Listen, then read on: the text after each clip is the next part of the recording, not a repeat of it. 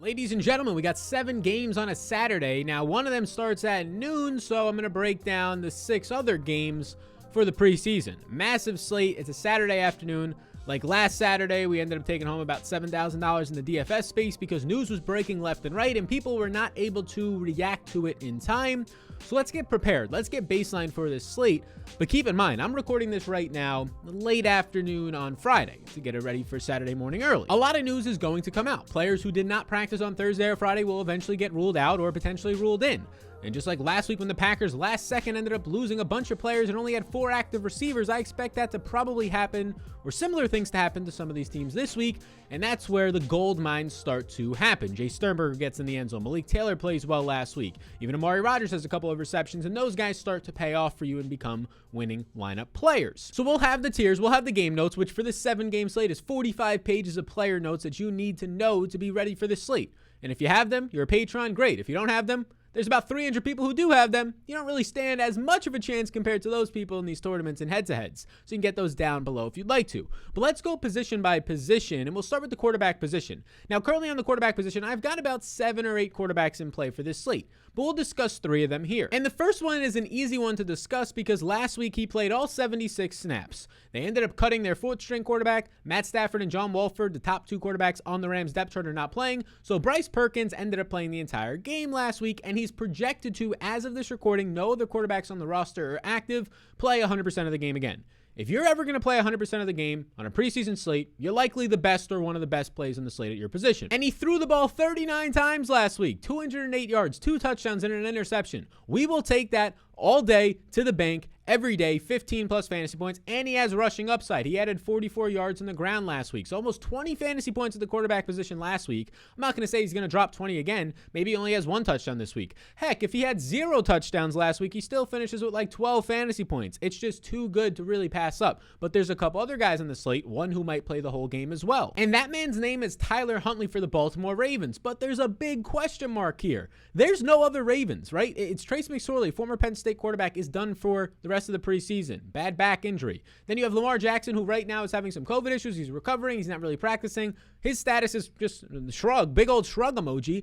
But then you have Tyler Huntley, who played last week, who I had in my lineups last week, who a lot of people said, oh, this guy busted. I mean, he scored 8 to 9 fantasy points in a preseason slate. For a quarterback, that's usually very good. And it was because it led to me banking a couple of tournaments, a $4,000 the first one, to be exact. And he played last week 73 of 76 snaps. I believe they had like Kenji Barber come in last week for 3 snaps, take a couple of kneel downs. It was a really weird situation. He got cut. He's not on the roster. They might have to re-sign him because in Thursday's practice, Huntley did not play. He suffered a minor injury, so I expect him to play. If he doesn't play, they're going to have to sign somebody off the streets, and that guy, if he's in the Draftkings player pool, is going to play 100% of the snaps. But as of right now, Bryce Perkins and Huntley seem to be the only 2 quarterbacks on this slate that will play 100% of the snaps.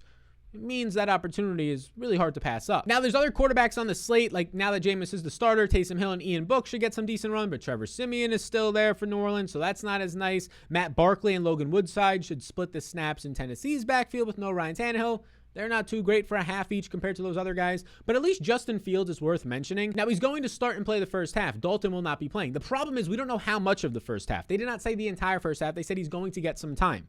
They've already seen a lot out of him. I think they already know what they think about him, and the Bears' offensive line, if you've watched any of these preseason games, is brutal. Nice for Justin Fields. He has the rushing upside for fantasy, but they don't want to keep him out there more than they have to. So the 9 of 19 for 80 yards last week wasn't great. The 46 rushing yards was good, but you're getting that from Bryce Perkins. You got that upside potentially from Tyler Huntley as well. So Fields is in play, but those other 2 guys look pretty solid. You'll see where my final tiers rank up. And again, keep in mind that news might break. I mean, they might add a 4th quarterback and have 2 guys in that Rams, and it doesn't look as good for Bryce Perkins. A lot of news is going to break. We'll be updating it in the tiers. We'll be updating in the notes. Be sure to get in on Patreon down below. And as we get into the running back position, I just want to let you know about some of the quarterback props I've taken for this slate so far. If you want to tail these or take any others, you could use the code SAL on PrizePicks. It's just over under on fantasy points or on props. You'll get a free bet up to $100. Use that code SAL. Check it out, FREE, free, limited time offer, why not? I've taken the under on Taylor Heineke, as they should have a couple of other quarterbacks active there. I'm not expecting the Washington football team to play that much of Ryan Fitzpatrick this week, but we've seen them already play 4 different quarterbacks this preseason.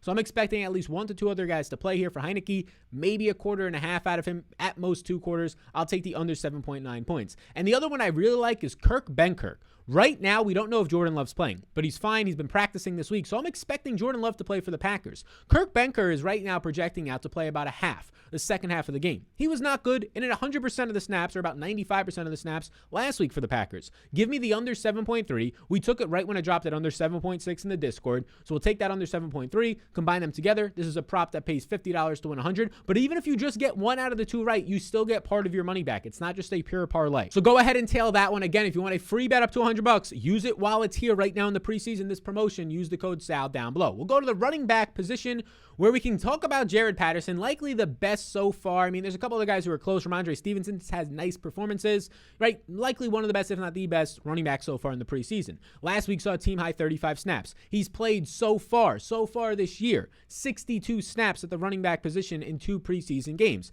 and he's been fantastic. Last week alone, he had 16 carries, 71 yards, and he caught all 3 of his targets for 25 yards. So right there, you're looking at about 12 plus fantasy points out of him. They want to use him more. They've been cutting guys like Lamar Miller after week 1 from this team. He looks like the clear-cut guy that is likely going to make this roster as an RB3, and I think they only continue to give him work. Now, the other backfield I want to look at is what you're seeing right now in the Baltimore Ravens backfield. Don't expect to see much, if any, of J.K. Dobbins or Gus Edwards, and Justice Hill is still dealing with an injury who did not play last week. That leaves 2 running backs, both of which scored double-digit fantasy points last week, and Nate McCrary and Tyson Williams. I like Tyson Williams, our number 1 ranked running back last week in the tiers. He finished as a top 3 running back, not just on that slate, but the entire weekend. It was a fantastic spot to be. Both of them look solid this week. McGarry last week, 27 snaps, ended up seeing 17 touches. He had a touchdown. He had over 80 yards. He had a very good week. I think he's in play yet again. Tyson Williams, and these guys are basically coin flips. I think I like Williams a little bit more, but McGarry did see more usage on the ground last week. That could flip-flop, but at least worth mentioning. But Tyson Williams did play the most snaps last week. He played 31 at the running back position. He had 10 carries, 47 yards, had a nice long touchdown later in the game to ice his value, and he caught both of his targets. He also, week 1, led the team in snaps with 36. Expect 30-plus snaps, both of them to play around 30 snaps, both firmly in play for this Saturday slate. And now in the tiers, there's going to be another about 12 guys ranked, maybe even higher than some of the guys I mentioned or below. We'll talk about 2 more of those guys. The first one is Keyshawn Vaughn, who's been basically a letdown so far, and we've not been fully avoiding him. He's been in the tiers in tier 2, later in tier 1, but he hasn't been our best play like many people would expect out of him, right? The top 3 running backs really haven't played much or are going to play at all, and Giovanni Bernard, Leonard Fournette, and Ronald Jones, as they have firm spots on this roster based on the deals that Leonard Fournette and Gio just signed, based on their buy-in just to Ronald Jones last year and how he performed. So the rest of this backfield is CJ Prosise and Keyshawn Vaughn, and Keyshawn Vaughn's played a lot of snaps, 34 and 27. The problem is he's been so inefficient. 9 of 18 last week, 9 carries for 18 yards. The week before that, 11 carries for 27 yards, was saved by a touchdown. Only saw 1 target last week, but he's running a lot of routes. 19 routes last week keeps him in play. I also wouldn't be shocked, though, if you saw CJ Prosise get a little bit more work as we get into this final week. And then we can talk about one final running back right now. In that man's name in the Tennessee Titans backfield is Mekhi Sargent, and he's only maybe going to look better as the day goes on. I'm not expecting much out of Derrick Henry. Darrington Evans is still recovering from an injury. And you have now Jeremy McNichols as of Tuesday on the COVID list and unlikely and not going to play. So what do you have left in this backfield? Well, you have Brian Hill, who's a former Atlanta Falcon player. He's probably going to see some early work. And then you have a lot of Mekhi Sargent after that, because after that, they have a couple of fullbacks. They have Troy Carter. They have Karen Blossom game. They just signed Javion Hawkins, the undrafted free agent from Louisville, that cut from Atlanta this past week. He was just signed literally 2 days ago. I don't know how much he's going to play, if at all. He's probably a camp body with Darrington Evans hurt and the COVID for Jeremy McNichols. So they really have 2 bodies in this backfield, Brian Hill and who I think Mekhi Sargent, who's going to see a lot of the second half run. He saw 16 carries last week, ran 12 routes. He played 31 snaps. He has now played a team-high 60 snaps at the running back position for Tennessee. Not the greatest pass catcher, but a lot of volume overall is solid for me. And now we'll go to the wide receiver position, where I have about 18 to 20 players that are going to be in the tiers. We'll talk about probably 6 of them, maybe name drop another 3 or 4, but to see the whole list of where those guys rank, you can check it out on Patreon. We'll start with Rodney Adams, who's been the favorite target of Justin Fields all preseason and in camp. He had the big touchdown last week, the day after he gave birth to his daughter. Well, he didn't give birth, his wife did, but ended up having his daughter. He did the little rock the baby after the big touchdown. It was really cool. It looks like he's actually now on the inside to make this team after playing 35 snaps last week, 3 catches, 89 yards, and a touchdown on 6 targets. He has now seen a team high so far, 19 and 25 routes in each of the first 2 weeks for the Bears. He is firmly in play. And then it would be a crime not to mention the 3 main and really all the receivers receivers, but they don't have a deep receiver depth chart of about 8 guys, and really just 4 are going to play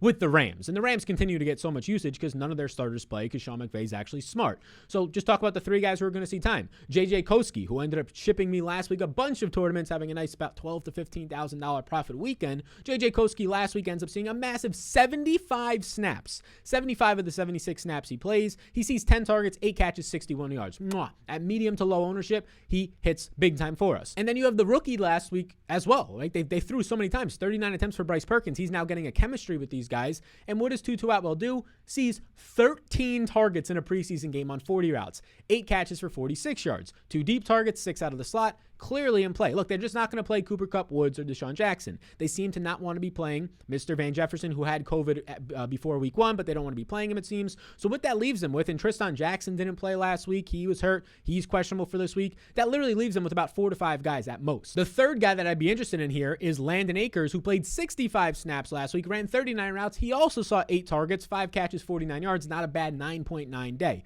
These guys should not see this much usage. Like you probably at least see Jeremiah Hadel see a little bit more run, who only played 12 snaps. Maybe Ben Skowronek, who only played 0 snaps last week, a big old 0. Maybe he plays, maybe Tristan Jackson plays. So just track the news, but we'll be ranking that and updating it over on Patreon. And then these next 2 players are on the Texans, and the Texans are expected to play their starters into the second half. And I'm assuming, and we'll track the news, but I'm assuming that means also their wide receivers. And that means Brandon Cooks and Nico Collins. Last week, Brandon Cooks played. He didn't play week 1. He ran 5 routes, saw 3 targets. If he's going to play at least 2 quarters and potentially 2.5 to 3 quarters, he's got to be in play out there against secondary cornerbacks, third-string cornerbacks, even in the second half. And that also is going to be the same analysis for the starting wide receiver opposite him and Nico Collins. But Collins did not play last week, so let's just track if there's an underlying injury we haven't been told about there. But the rookie Collins that they traded up for, the second most draft capital ever given up for a third-round pick in Nico Collins, they got to play the guy. He ran a team-high 20 routes week 1, played 32 snaps. He should see a good amount of use. But again, you're viewing this right now. If news changes that, you know what, oh, they're only going to play a quarter and a half or only a quarter now, they're not going to play into the second half. They change their mind. Like this stuff happens in the preseason. They want to see stuff out of the different receivers. They don't want to put them at risk. An injury came out about another receiver, and they're feeling a little bit spooked out. They don't want to do it. That's all going to be updated on Patreon. That's going to be happening. It's the Wild West in the preseason. And I literally have right here like another 15 to 20 players broken up into 4 different tiers. I mean, you have Tylan Wallace, Devin Duvernay, and James Procyse. The banged up Ravens receiving core continues to be seeing a lot of usage out of those 3 guys. Prochet is doing a ton. He's doing great stuff in camp, not translating to the games. Duvernay and Tylan Wallace should see a lot of routes run with Tyler Huntley if you wanted to stack those guys up, because Huntley, if he plays, likely plays the whole game. Diami Brown, the rookie for the Washington football team, I don't know how much run they give him, but he's leading this team in routes and snaps at the wide receiver position. Some of the Tampa Bay guys and Tyler Johnson and Jalen Darden laid some eggs last week. They're getting healthier this week, but they made some cuts at receiver, so maybe they get run. Cyril Grayson, who came back after week 1 being out for Tampa Bay, he's like the bottom of their depth chart, had a nice week last week. Lots of other guys. Rondell Moore, if you think he keeps playing. The Arizona guys, little Jordan Humphreys had 2 touchdowns in 2 weeks now,